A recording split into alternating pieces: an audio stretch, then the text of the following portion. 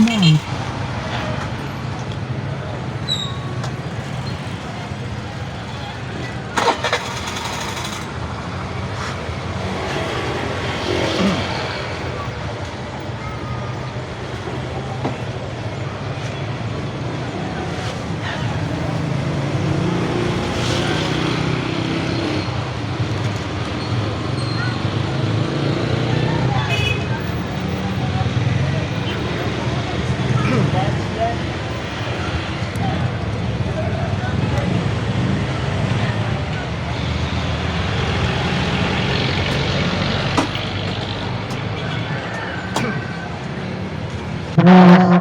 Praise God.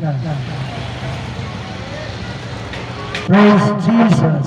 Praise Jesus. Magandang umaga po muli sa inyong mga taga San Jose.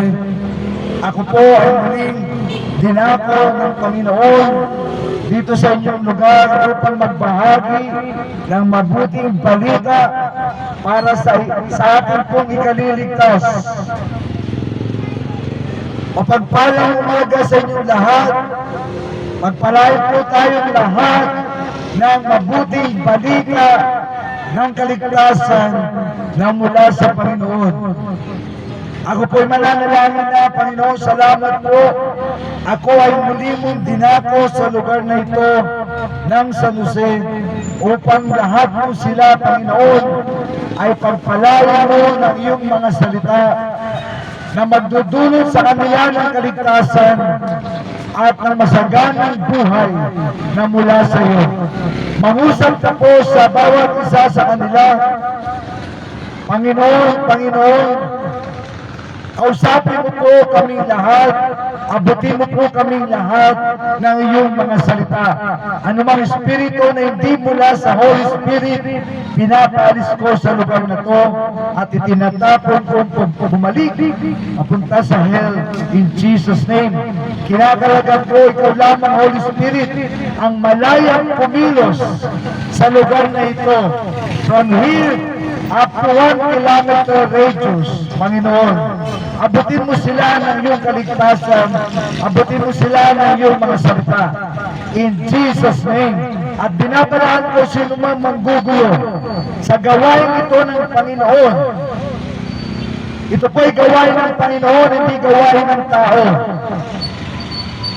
Sa pangalan ng Panginoong Yesus, Amen. Amen. Magandang umaga po sa inyong lahat ng mga taga San Jose.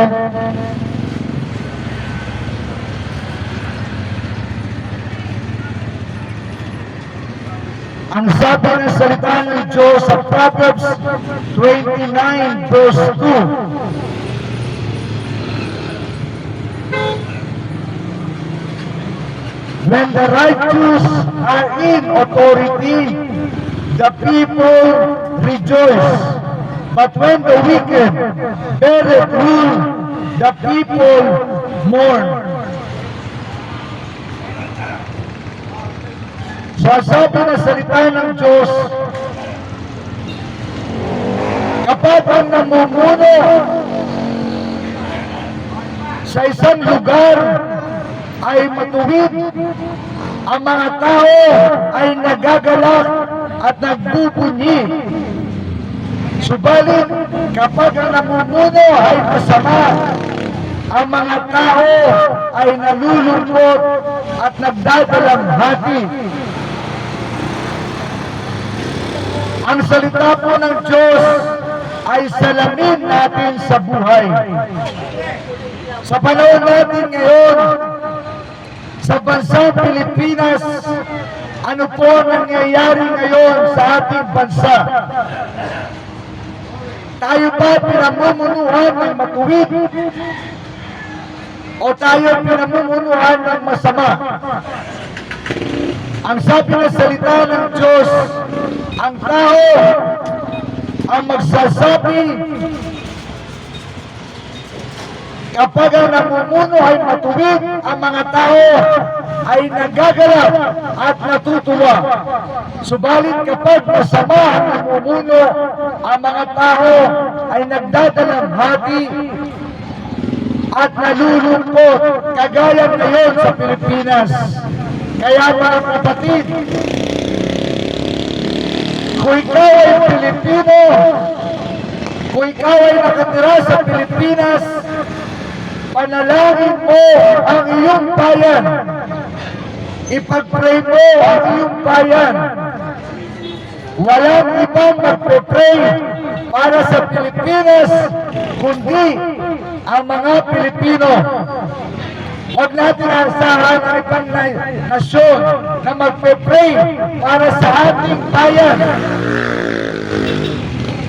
Ikaw ay nakatira sa Pilipinas, mag-pray mo ang Pilipinas.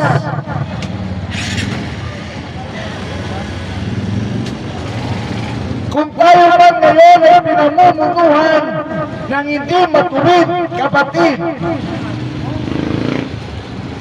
ang Panginoon ay meron kapangyarihan para sa ating bansa kung tayo po ay mananalangin sa Panginoon.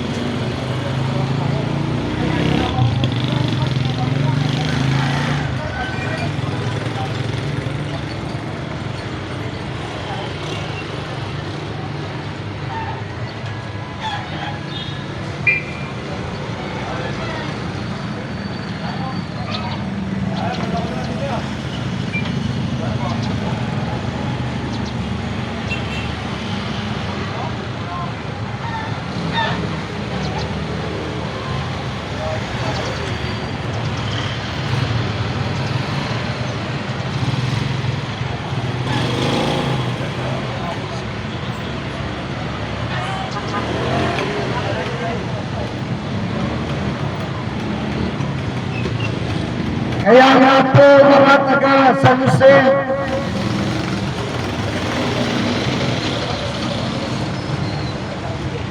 kung ngayon ang nangyayari sa ating bansa ay hindi maganda, dapat natin itong ipag-pray.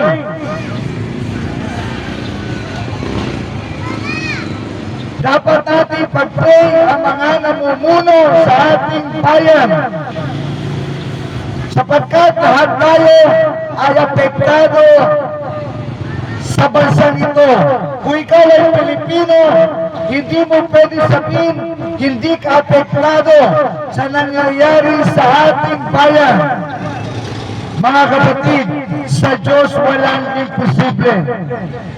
Lahat tayo mag-usal ng prayer para sa ating bayan.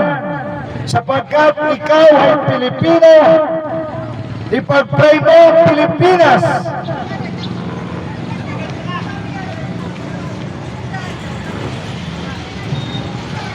Sapagkat kapag kumilos ang Panginoon sa ating bayan,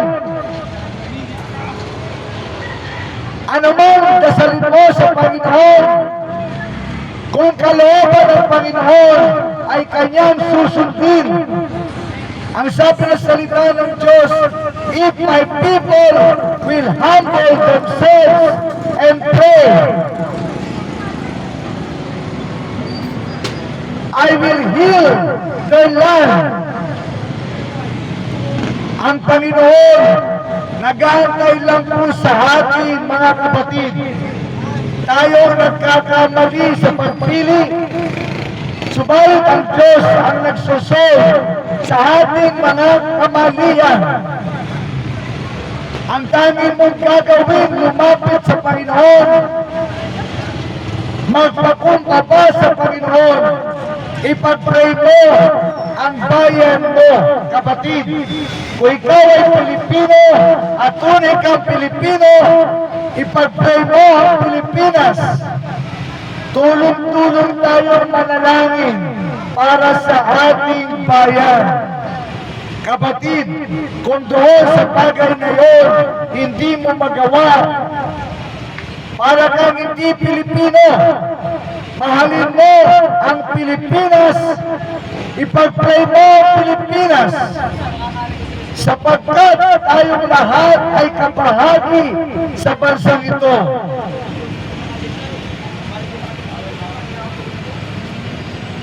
When the righteous are in authority, the people rejoice. But when the wicked bear the truth, the people mourn. Mga kapatid, ito po ang katotohanan. Nagkamali tayo sa ating iniluklok, kaya marami naging-nagpis ngayon. Subalit mga kapatid, sa Panginoon, walang imposible. Nasama-sama nating pananalangin at kung sino ang nananalangin ng mula sa puso at ang taong iyon malapit ng mahalo sa Panginoon, ang taong iyon ay didinggin ng Panginoon sa kanyang pananalangin.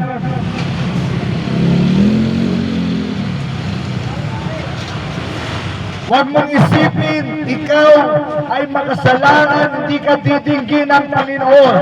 Kapatid, lahat tayo ay pwedeng dinggin ng Panginoon. Nasa atin lang kung tayo magpapakumbaba o kung tayo magmamataas sa Panginoon. Siyempre, ang didinggin ng Panginoon, yung nagpapakumbaba sa harap niya. Kaya nga sa bansang Pilipinas, kung sino pa yung gumagawa ng matinding korupsyon, sila pa yung matatapang.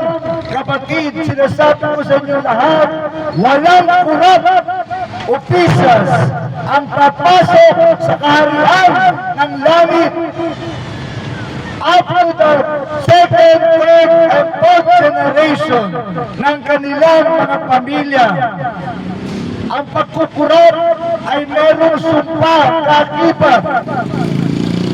Akala ng iba, ganun lang kasaya ang magkurap. Ito po ay patibong ni Satanas sa kanila.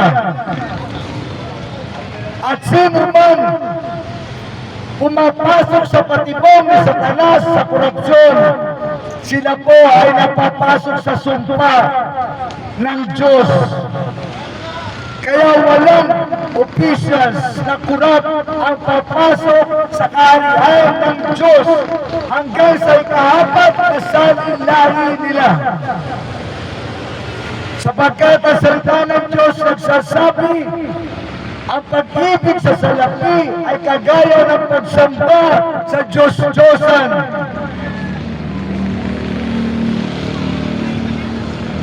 Ang Pilipinas, bakit lagi na lang tayong ganito? Sapagkat tayo mapagsamba sa Diyos-Diyosan, sapagkat tayo mapagsamba sa mga tao, imbis na sa Diyos, tayo sumasamba. At ang mga Pilipino madaling mauto, ang mga Pilipino madaling madaya, sapagkat hindi nagbabasa ng salita ng Diyos.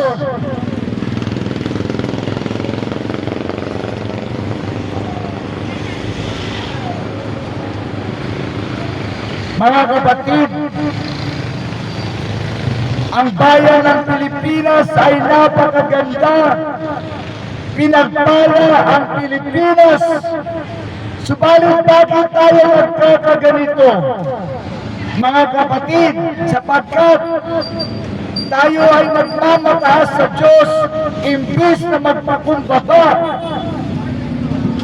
Tayo ay hindi sumusunod sa Diyos imbis na sumunod.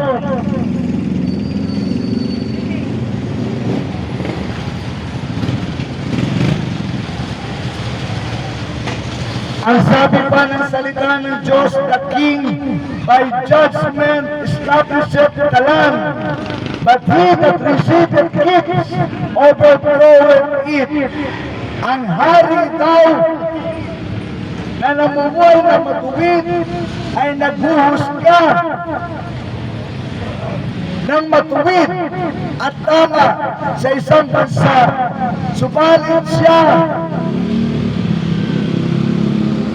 na tumatanggap ng suhol ay kanyang ipinapagsak ang kanyang bansa.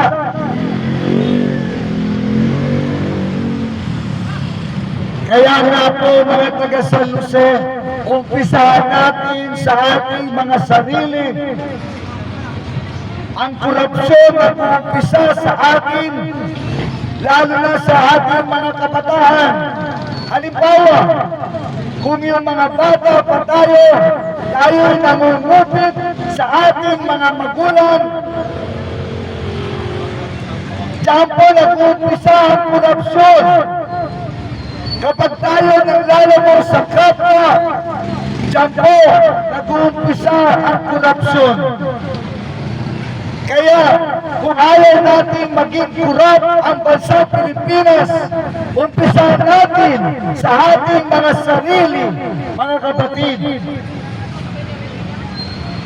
Kung ayaw ng iba na gumawa ng mabuti, huwag kang tutulad sa kanila.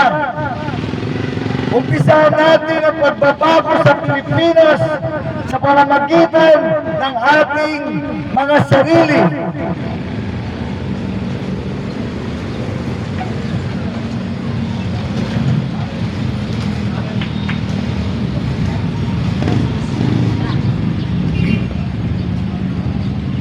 Sabi sa Proverbs 29 verse 7, the righteous considereth the cause of the poor. Ang mga matuwid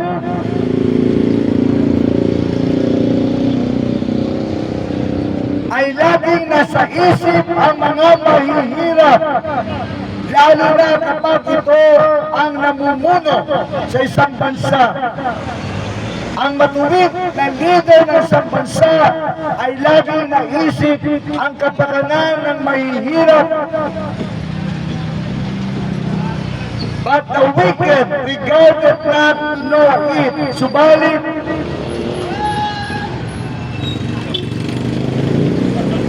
ang masama daw walang pakialam sa mga mahihirap, mga taga San Jose. Umpisahan natin ang pagiging matuwid ng bansa Pilipinas sa ating mga sarili.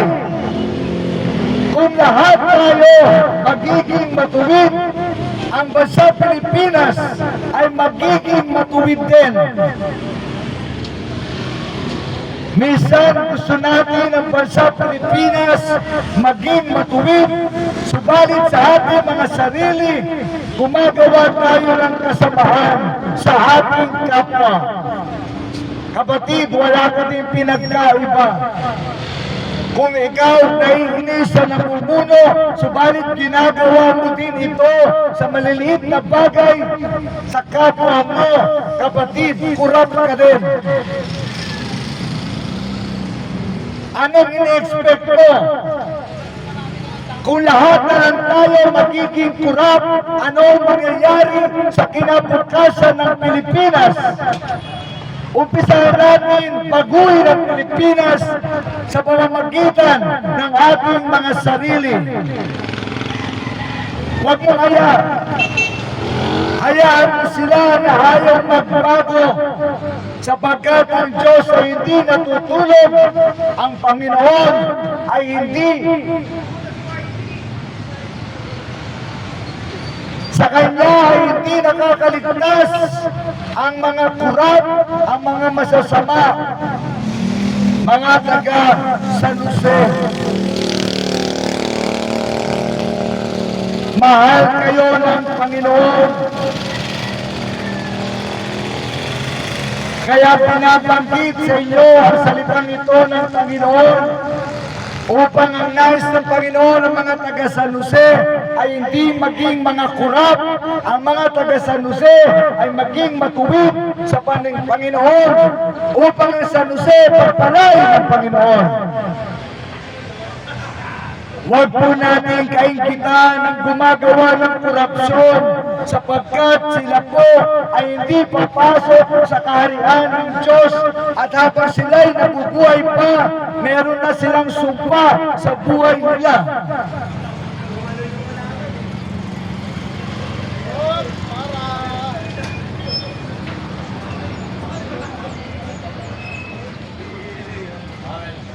If a ruler hearken to lies, all his servants are wicked. Kapag ang namumuno daw ay nakikinig sa kasinungalingan, ang kanya daw mga tagasunod, malamang ay masasama din.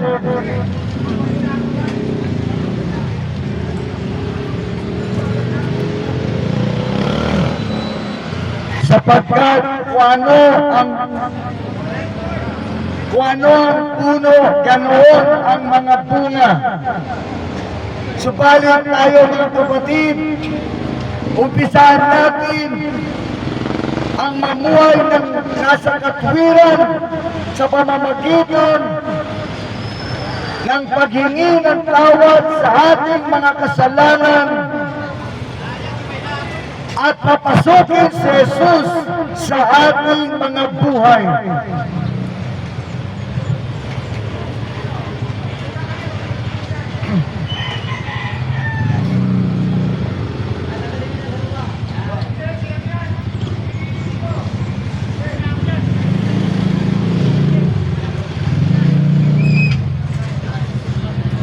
Mga taga San Jose, mahal kayo ng Panginoon.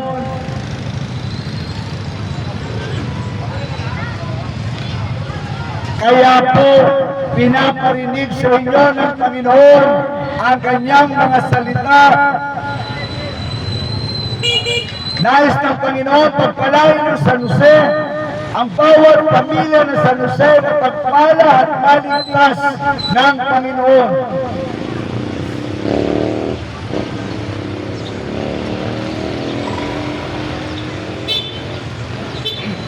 Ang sabi sa Proverbs 29:14, the king that faithfully judgeth the poor, his throne shall be established forever.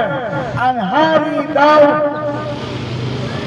na mayroong puso sa mahihirap, pinatatatag niya ang kanyang kaharian, ang kanyang bansa na inahawakan.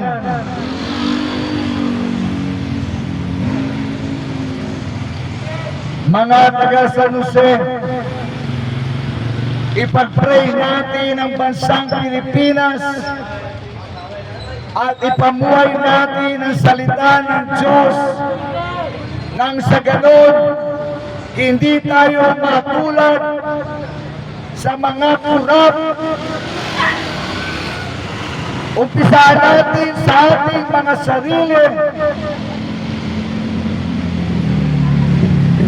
Kasi kung tayo naiinis sa mga korupsyon, subalit ikaw ay kung lumalakad din ng masama, lumalakad ka din sa korupsyon, kapatid.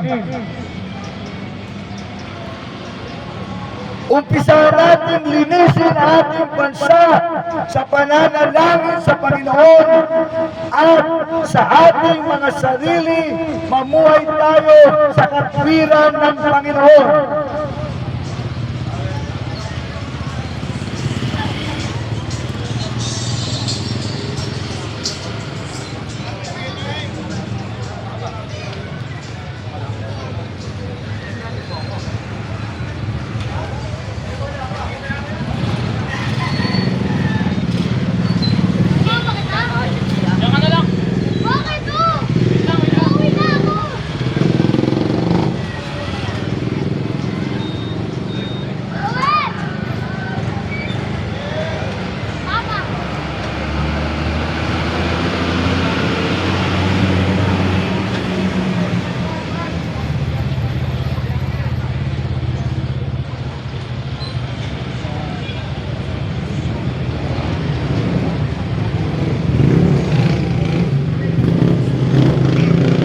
Ang sabi sa Exodus 23 verse 8, And thou shalt take no gift, for the gift blindeth the wise, and perverteth the words of the righteous.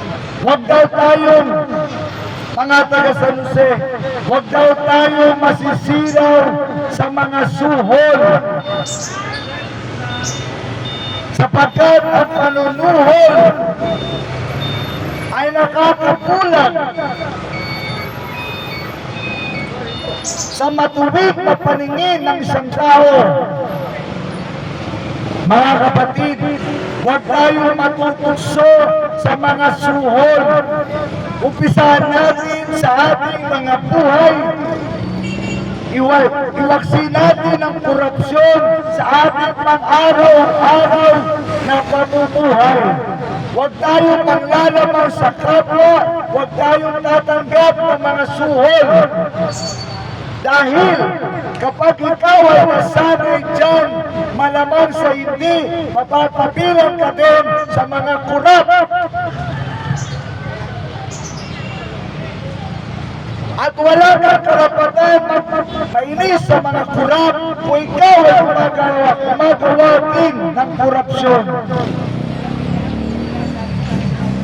Umpisa natin sa ating mga sarili, mga kapatid.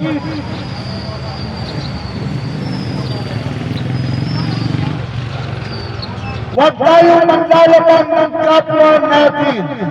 Ibigin natin na mahihirap, tulungan natin na nangangailangan. At kung may kakayanan ka, tumulong sa kapwa mo, gawin mo, kapatid.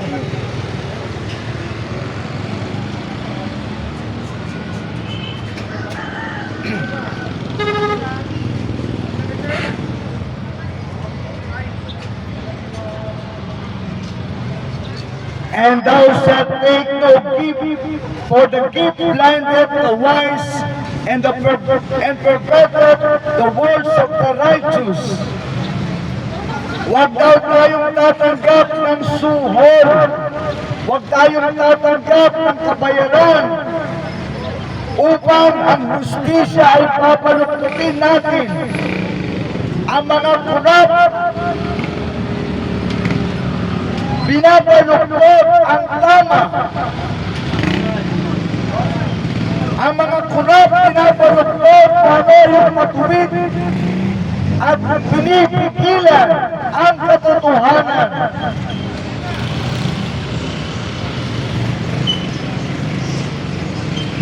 Mga taga San Jose, ang nais ng Panginoon, ang mga taga rito, mamuhay ng matuwid, ng hindi kurap, nang sa ganun, pagpalain ng Panginoon ang lugar na ito. Ganun din sa ating bansa. Mga kapatid, hindi natutulog ang ating Diyos. Sa tutulang, kumikilos ang ating Panginoon, ini-expose ng Panginoon ang dapat na-expose, ini-expose ng Panginoon ang mga lihim ng mga kurap. Nang sa ganun, mahayag sila sa buong Pilipinas at hindi sila tutularan ng mga Pilipino.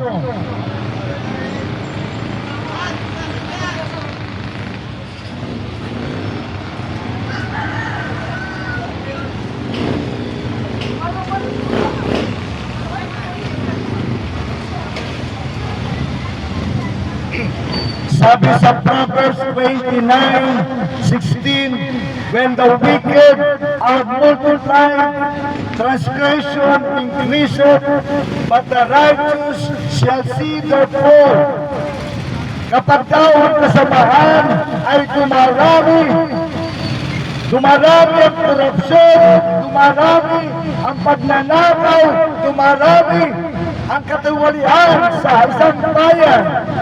Subalit ang matutuwid, nakikita daw ang kanilang pagbagsak. Mga kapatid, lahat po ng gumagawa ng korupsyon, sila po ay pumapagsak, sila po ay pumapasok sa sumpa, at sila po ay dadalhin ng Panginoon sa hell. kung sila hindi magsisisi sa kanilang mga ginagawa. At napakahirap umalis ang tao na pumasok sa korupsyon. Kailangan nilang magsisi sa kanilang mga kasalanan, isuko kay Jesus ang kanilang mga buhay, ibalik yung ninakaw nila sa kaban ng bayan at tanggapin ang kaparusahan ng Diyos at ng bayang Pilipinas. Kaya po huwag natin sila kainggitan, sapagkat sila ay under the curse of God.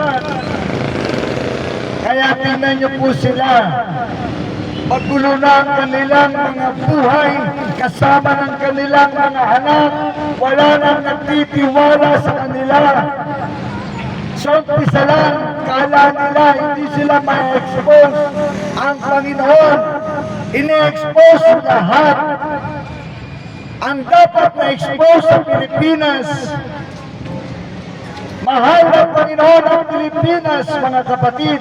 Ang Diyos ni Abraham, ang Diyos ni Isaac, ang Diyos ni Jacob ay siya rin Diyos ng Pilipinas. At ang Diyos na makapangyarihan sa lahat, wala nakakaligtas sa Kanya, mga kapatid.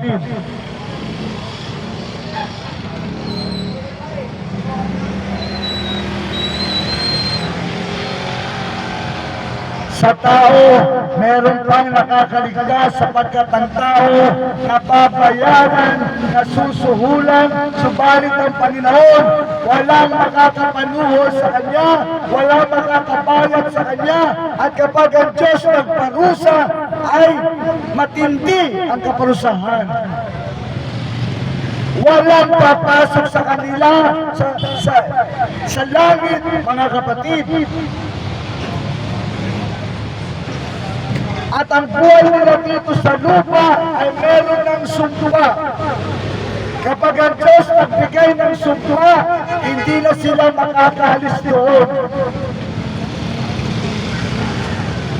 Unless kahapagan sila ng Diyos, humingi sila ng tawad sa Panginoon at nagpakumbaba silang lahat.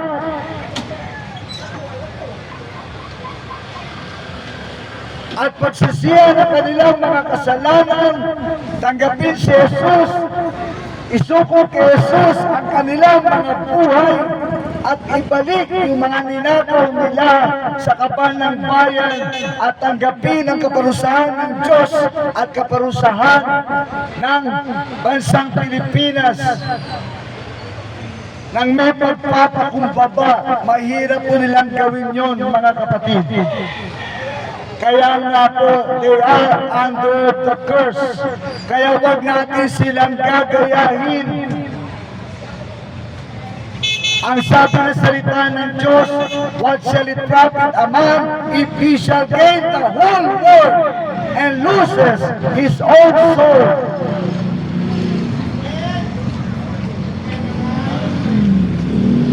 At sabi rin ng salita ng Diyos, the love of money is the root cause of all evil.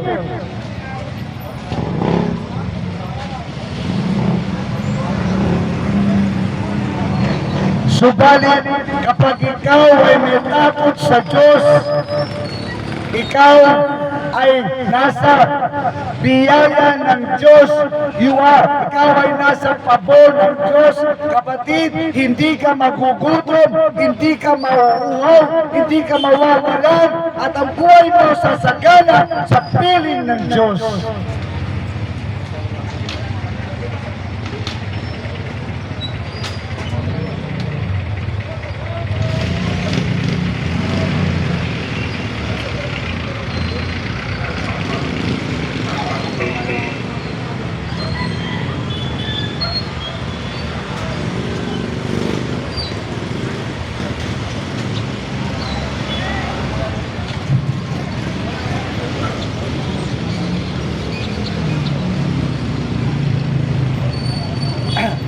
Kaya sabi sa John chapter 10 verse 10, The thief cometh not but for to steal and to kill and to destroy.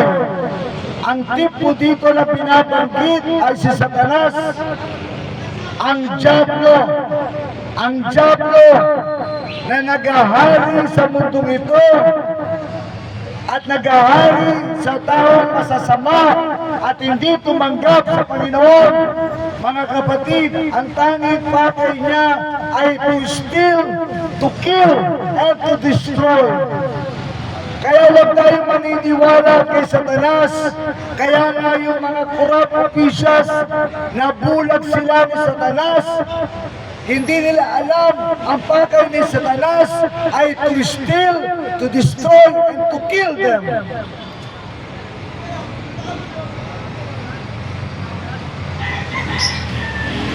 Kaya nga po mga kapatid, kung hanggang ngayon wala ka pang relasyon kay Jesus, hanggang ngayon pinagmamatigas mo ang puso mo kay Jesus, yun ang gusto ng Diablo.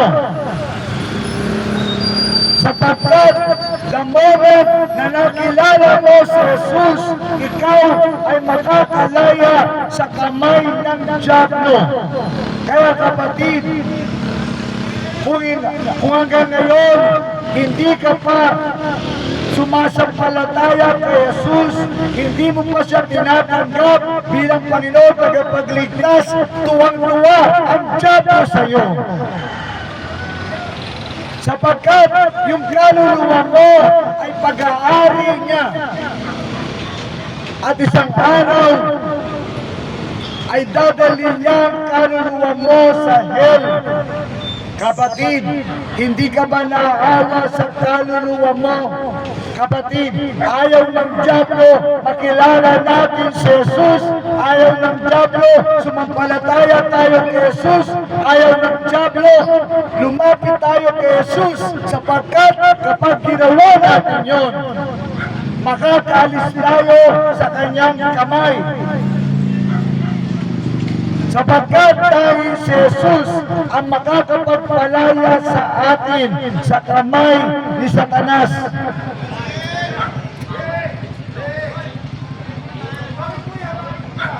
Kung ang Diablo, ang pakay niya to steal, to kill, and to destroy, ang Panginoong Jesus ay iba.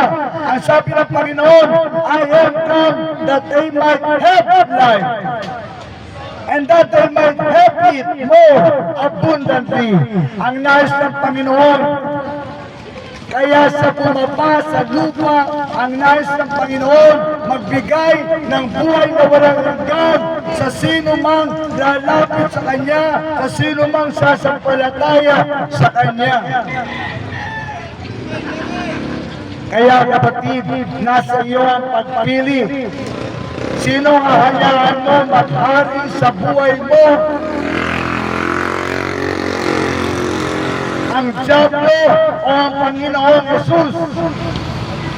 Kapatid, kung hanggang ngayon hindi mo pa tinatanggap si Jesus, kapatid, pinag-aharian ka ng Diablo.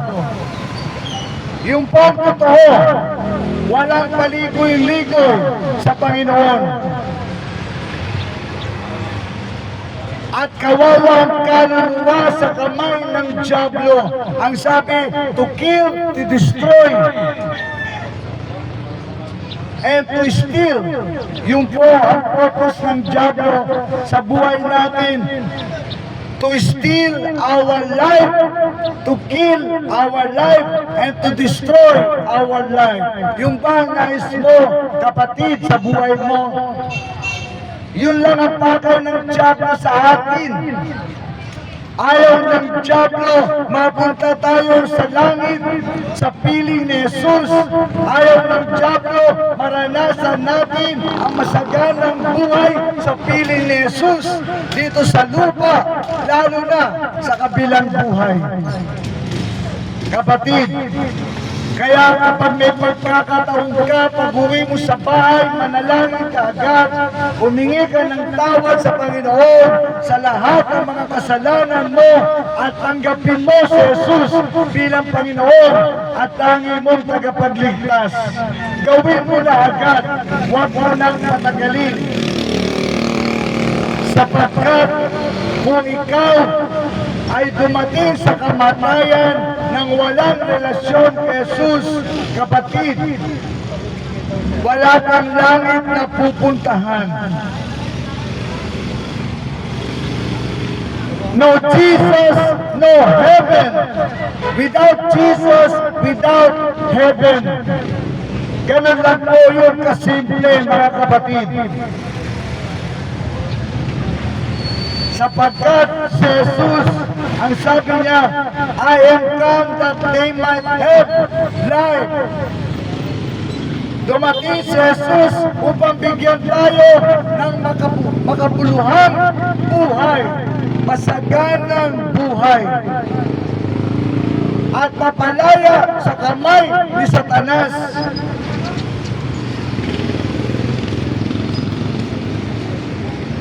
Huwag tayong papayag habang buhay na lang gayahin ni Satanas. Huwag tayong papayag hawak-hawak ni Satanas ang ating mga kaluluwa. Kapatid, lumapit ka lang kay Jesus. Palalayain ka ni Jesus sa kamay ng dyablo.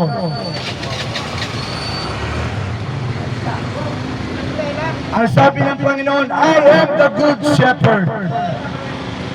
Ako mabuting pastol, ang sabi ng Panginoon. The good shepherd giveth his life for the sheep. Ang Panginoon mabuting pastol. Tatandaan po natin yan. Lumapit tayo sa mabuting pastol. Mga taga San Jose, lumapit kayo sa mabuting pastol. Ilapit nyo ang inyong mga sarili, ilapit nyo ang inyong mga asawa, ilapit nyo ang inyong mga anak sa the good shepherd. Ang good shepherd ay walang iba kundi si Jesus Christ. Wala na pong iba.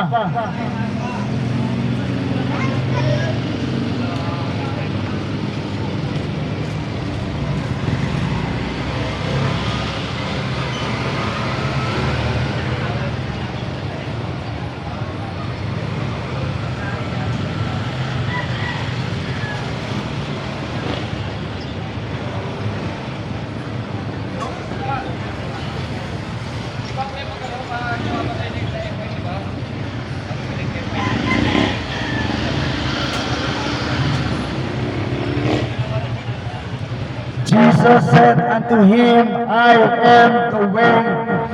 Ang Panginoon ang tanging daan papunta sa Ama at sa langit sa kanyang kaharian. Wala na pong iba.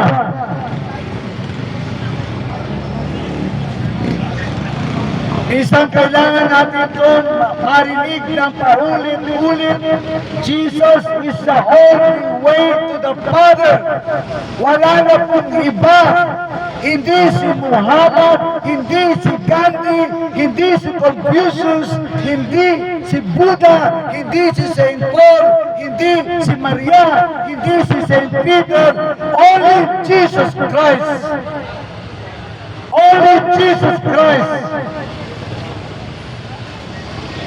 Yun ang sabi ng salita ng Diyos, at ang Diyos ay hindi sinungaling kagaya nating mga tao.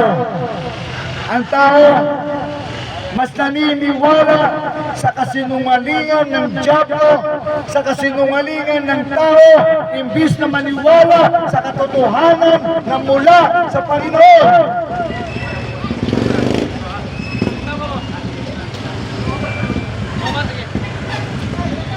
Jesus said unto him, I am the way and the truth. Ang Panginoon ang daan patungo sa Ama. Ang Panginoon ang katotohanan patungo sa Ama. At ang Panginoon, Jesus, ang buhay na walang hanggan patungo sa Ama. Wala na pong iba.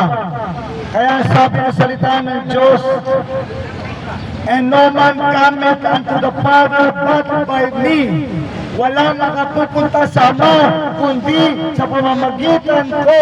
Ang sabi ni Jesus, si Jesus lang nagsasabi, ayaw pa natin pakinggan. At kapag ikaw ay hindi pa naligtas, kapatid, kasalanan mo na yon. Hindi na kasalanan ng Diyos yun. Sapagkat lagi mo na lang naririnig ang salitang ito ng Panginoon. Sabi ni Jesus, I am the way. Tapos ikaw, hanap ka pa ng hanap ng daan para ikaw maligtas. Sinabi na nga ni Jesus, I am the way. Ang kulit mo, kapatid. Sinabi na nga ni Jesus, I am the truth. Lahat po ng tao sinungaling kapag hindi si Jesus ang pinapangaral. Kapatid, ang sabi ni Pablo, sumpain ang taong yan na nangangaral na hindi si Jesus ang pinapangaral. Kaya huwag kang basta-basta mangangaral. Kung hindi si Jesus ang ipangangaral mo, susumpain ka ng Diyos. Ang ibang lalakas ng loob mangaral, subalit hindi si Jesus ang pinapangaral. Sabi ng salita ng Diyos, sumpain sila.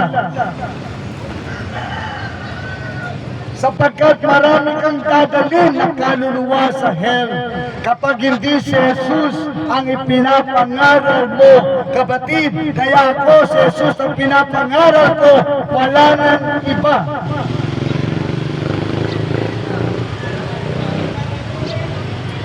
Sabi ni Jesus, I am the way and the truth and the life. Si Jesus ang kahulugan ng buhay. Kaya kapag wala ka pang relasyon kay Jesus, kapatid, kulang na kulang ang buhay mo. Kung wala kang relasyon kay Jesus, kapatid, kalahati ng buhay mo ang kulang sa iyo. At sinabi ni Jesus, walang makapupunta sa Ama, kundi sa pamamagitan ko. Hindi sinabi ni Jesus, kami ang daan. Kundi sinabi ni Jesus, ako ang daan. Singular, isa lang siya. Kaya ang mga apostol, si Jesus din ang tinutukoy na tagapagligtas. Sabi ni Pedro, sabi ni Apostol Pedro, believe on the Lord Jesus Christ. Sabi ni Pablo, Apostol Pablo, believe on the Lord Jesus Christ and you will be saved in your house.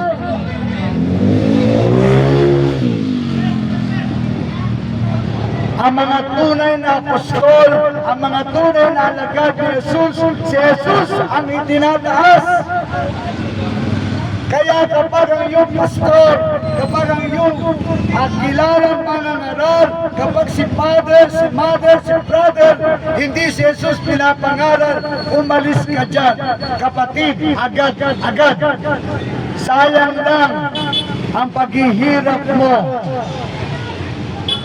Kapag hindi si Jesus at tagapagligtas, sayang lang lahat ang ginagawa mo.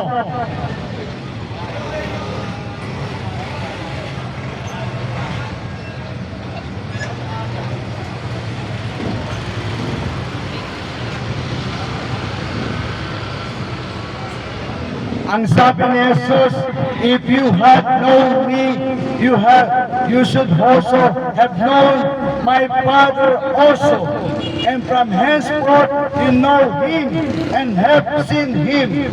Ang sabi ni Jesus, ang kumikilala sa Kanya ay kumikilala din sa Ama. At kinikilala din ang Ama.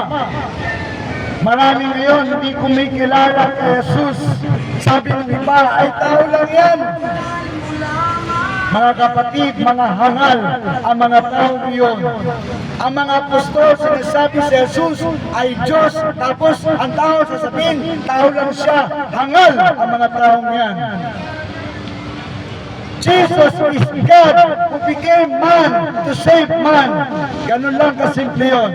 Siya ay Diyos na walang kasalanan, bumaba sa lupa upang iligtas ang mga tao na kasalanan kagaya natin.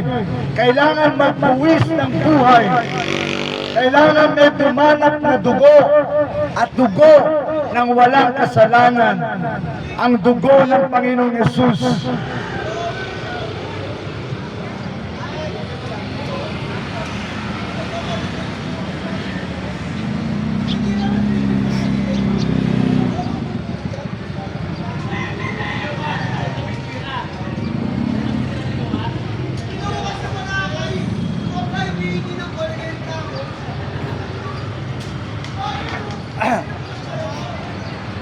Then Peter said unto him, Repent and be baptized every one of you in the name of Jesus Christ for the remission of sins, and you shall receive the gift of the Holy Ghost.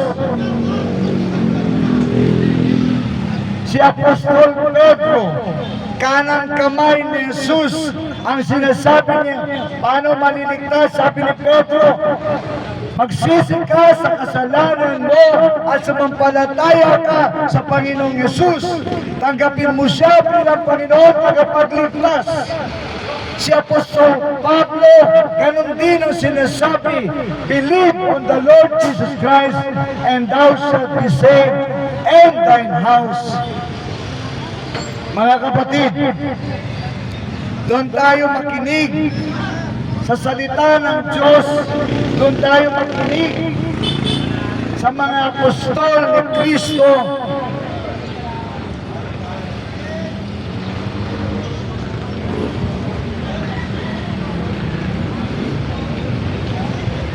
Ano lutuin nyo?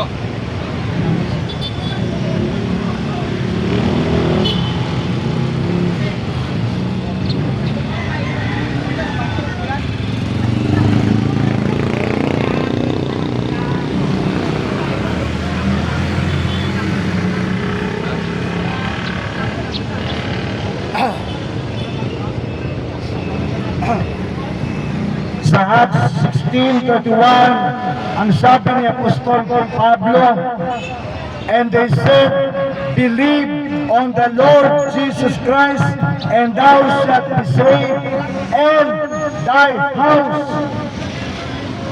Si Apostol Pablo, the greatest apostle of all time, ang sinasabi niyang tagapagligtas, believe on the Lord Jesus Christ, and thou shalt be saved, and thy house. Si Jesus daw ang tagapagligtas. Sabi ng mga great apostle of Jesus Christ, si Peter, si Paul. Tapos tayo maniniwala kung kani-kanino lang. Kapatid, huwag tayong lumagad sa kahangalan. Lumagad tayo sa katalinuhan ng salita ng Diyos. Believe on the Lord Jesus Christ, and thou shalt be saved, and thy house. Gawin mo na agad ito, kapatid. Pag-uwi mo sa bahay, magsisi ka sa kasalanan mo, tanggapin mo si Jesus bilang Panginoon at tanging mong tagapagligtas. Sapagkat kung ikaw ay mahuli at sumapit ang kamatayan sa iyo nang wala kang relasyon kay Jesus, you will go into hell. Hindi paligoy-ligoy ang salita ng Diyos. Ang mga hindi talaga lingkod ng Panginoon, paligoy-ligoy yan. Subalit si Jesus, ang kanyang mga apostol, diretsahan pag nangaral ng salita ng Diyos.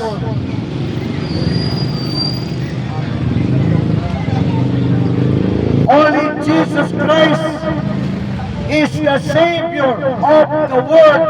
At kung hanggang ngayon, wala ka pang relasyon kay Jesus, kapatid, you are in danger of hell. Kaya tanggapin Tanggapin mo agad-agad si Jesus. Pag-uwi mo sa bahay, manalangin ka, magsisi ka sa kasalanan mo. Tanggapin mo si Jesus bilang Panginoon, tagapagligtas mo. Siguruhin mo muna yon, kapatid. Nang sa ganon, ikaw ay nakahanda at ikaw ay ligtas. Anumang oras sumapit sa iyo ang kamatayan, anumang oras bumalik si Jesus, makakasama ka sa kanyang kaharian. And Jesus is coming back soon. Mga taga San Jose, Jesus is coming back soon. Jesus is coming back soon. Jesus is coming back soon. Kaya kapag ikaw ay hindi pa naganda sa pagbabalik ni Jesus, kasalanan mo yon, kapatid. Kapag ikaw hindi nakasama sa rapture, kasalanan mo, kapatid. At sa pagbabalik ni Jesus, kukunin ni Jesus ang mga merong relasyon sa Kanya. Yung mga nagsisi sa kanilang mga kasalanan, tinanggap si Jesus bilang Panginoon, tagapagligtas nila. Sa pagbabalik ni Jesus, isasama sila ng Panginoon sa langit at mamumuhay sila sa piling ng Panginoon sa heaven forever and ever. At yung may iwan sa lupa, mararanasan nilang paghahari ni Satanas sa lupa. Si Satanas magpapakita na ng 7 taon dito sa lupa at maglilitawan ang kanyang mga demonyo sa lupa. Yun ang tinatawag na 7 years tribulation at maghahari ang Antikristo at hindi ka makakapili kung wala kang tatak sa noo at sa palad. Totoo po yun. Hindi po yun kathang isip. Ang Antikristo ay buhay na. Inaantay na lang niyang kunin ni Jesus ang kanyang mananampalataya at maghahari na si Satanas sa lupa, maghahari ng Antikristo sa lupa, maghahari ng bulang propeta sa lupa. At walang makakapili ng walang tatak. At kapag nagpatatak ka sa Antikristo, wala ka ng kaligtasan. Magtumbling-tumbling ka man, wala ka ng kaligtasan. Kaya nga mga kapatid, nasahin natin na babalik na si Jesus, tayo makasama sa tinatawag na pag-agaw o ng rapture of the church. Dahil kapag naiwan ka dito sa lupa, kapatid, pagsisisihan mo yun.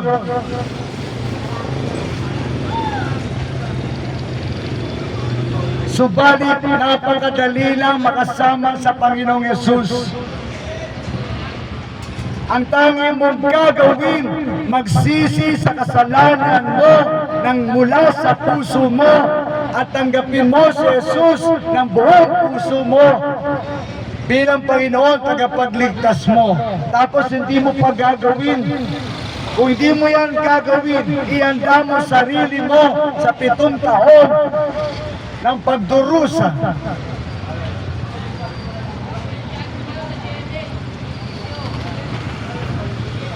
Ako po ay mananalangin na sumunod po kayo sa pananalangin ko sa mga nais maligtas. Sumunod po kayo sa panalangin ko. Yung hindi makakasunod, mamaya sa bahay mo, pag-uwi mo, mag-pray ka muna bago mo gawin ang mga ginagawa mo sa araw-araw. Ako po'y mananalangin na sumunod po kayo sa pananalangin. Ito po ang magliligtas sa inyo, mga kapatid. Sabihin po natin, Panginoong Yesus, patawarin mo po ako sa lahat ng mga kasalanan ko. Sa mga kasalanan ko, hindi ko pa naingin ng tawad sa iyo. Patawarin mo po ako, Panginoong Yesus. At alam ko na kaya mo kong patawarin at gusto mo kong patawarin. At ginawa mo po ito sa mga oras na ito. Panginoong Yesus, salamat po, pinatawad mo ko Salamat po, nilinis mo ko. Kaya naman po, binubuksan ko ang aking puso. Pumasok ka, Panginoon, sa buhay ko. Sinusuko ko ang buhay ko sa iyo. Tinatanggap kita bilang Panginoon at tangi kong tagapagligtas. Salamat, Panginoon, niligtas mo rin ako at isinulat mo ang pangalan ko sa aklat ng buhay na siyang gate pass ko para makapasok sa langit. Sa pangalan ni Jesus, tulungan mo ko, Panginoon. Alalayan mo ko sa aking kaligtasan, sa aking kapatawaran. In Jesus' name, Amen. Amen. Ako na lang po mag-pray. Panginoon, yung mga tumanggap at naligtas, alalayan mo po sila. Tulungan mo po sila sa bawat sandali ng kanilang kaligtasan.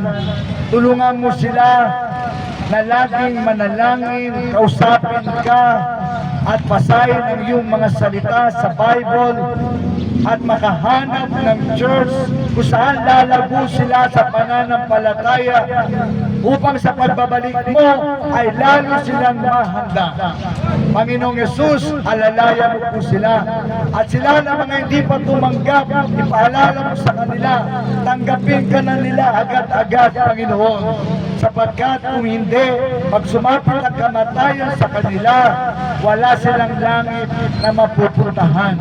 Panginoon, ipaalala mo sa lahat ng mga taga rito, from here up to 1 kilometer radius, Panginoon, dalahin ko ang kaligtasan ay dumating sa kanilang mga tahanan. Bawat tahanan sa San Jose, Panginoon, ay mapapasok kanila sa kanilang mga tahanan, sa kanilang mga buhay.